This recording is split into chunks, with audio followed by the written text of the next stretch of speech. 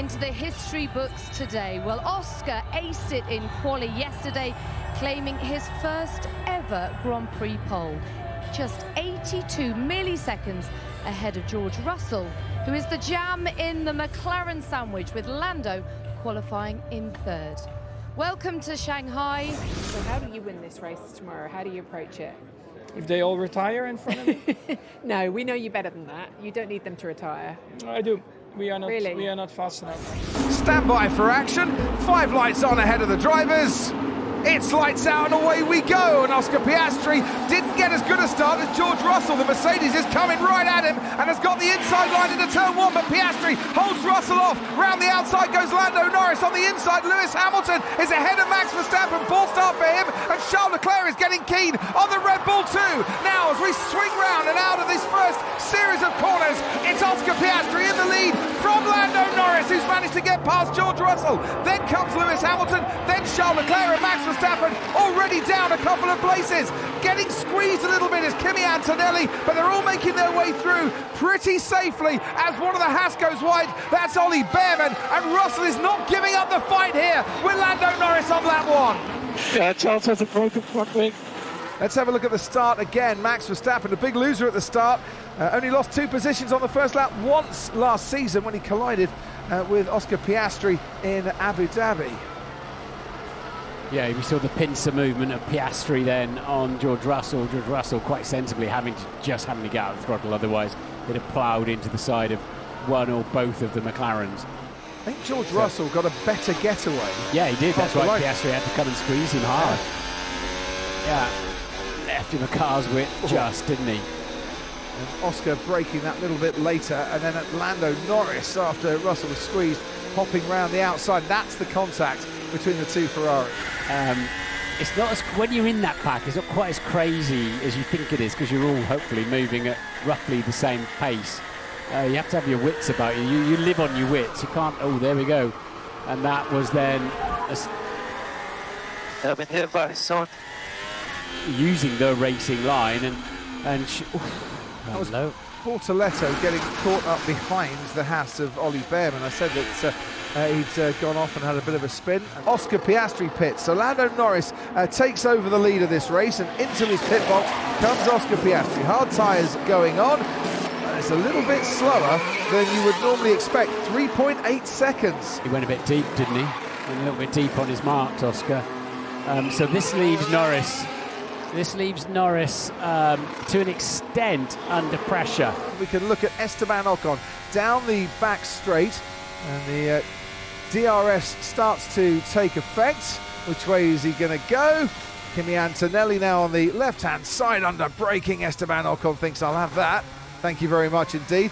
Nice move from Esteban Ocon. That was brave, very brave indeed. Ocon did not lift the throttle despite being heavily on the grass. I didn't notice when we were riding on board how much he got onto that grass, but you'll notice it from here. There's not much traction out there. And it's going to be nip and tuck with Lando Norris. And Lando Norris is coming out now. Oscar Piastri goes through.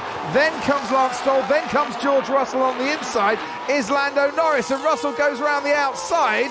And Aston Martin really was in the wrong place at the wrong time as far as Lando Norris was concerned, and he might just have conceded a place to George Russell. He has. Mercedes have got the undercut working perfectly, but now we race towards the hairpin. Under braking, George Russell goes down the inside of Lance Stroll, and Lando Norris should clear Lance Stroll coming out of that corner, but he's got to try and get past still the Aston Martin and George Russell to get back in touch with his teammate. Yeah, that's the penalty I was talking about, of having to stay out an extra lap. Now Norris is in the dirty air of the Mercedes. So this is Lando Norris exiting the pit lane and George Russell appearing on the scene. So Norris is on tyres that came out of the blankets at 70 degrees. They've waited to go on the car. He's trundled down the pit lane, whereas George is on hot tyres, having done his outlap. Getting involved in the hairpin, and George Russell really now has Lando Norris for company, and close company too. Into the pits comes Carlos Sainz down the main straight. Lando Norris is going down the inside on George Russell, who had to leave him a little bit of room and knew he couldn't fend that one off. Such was the speed with DRS of the McLaren, and Lando Norris gets back ahead then of the Mercedes. Took him a couple of laps. I was swapping cars, turn 14. When he's closer, yes.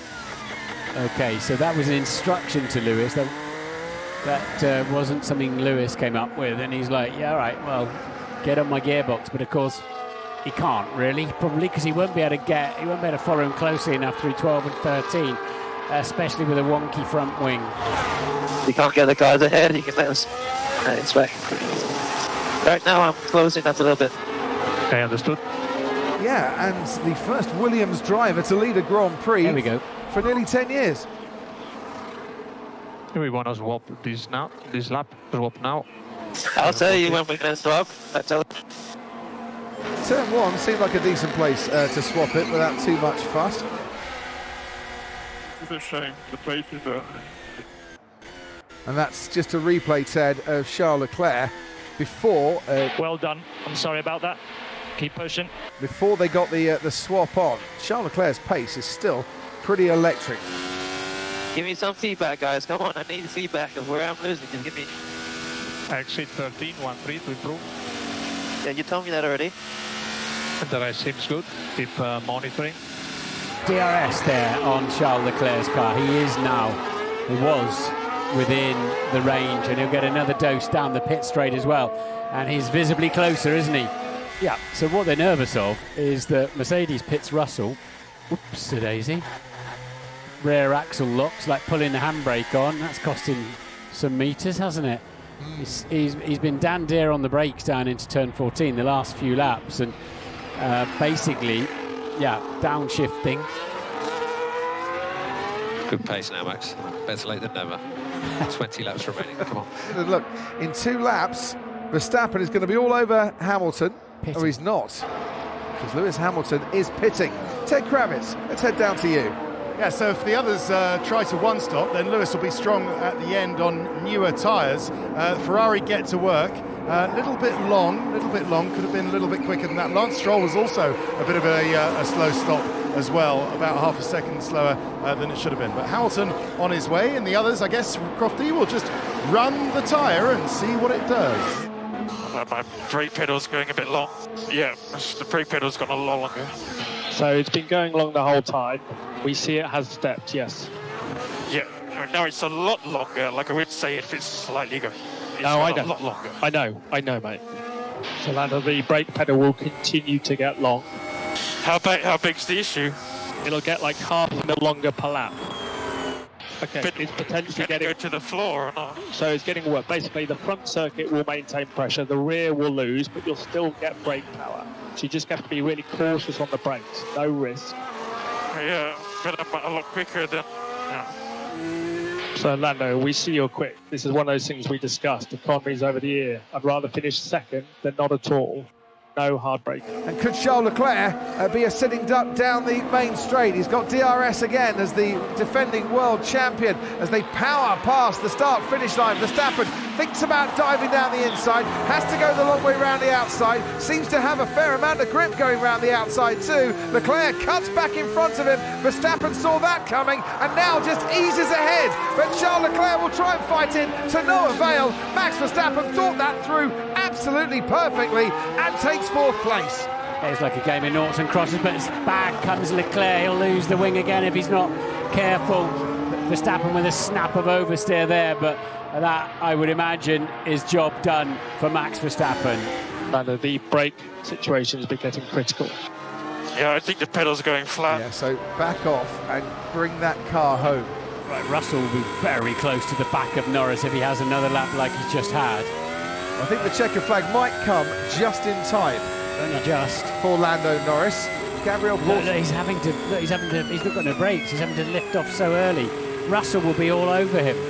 Norris is going to come under pressure from George Russell as into the hairpin they go. Out of the final corner comes Oscar Piastri. There's the checkered flag, and there's his first win in 2025. Oscar Piastri wins the Chinese Grand Prix. Who's going to finish second?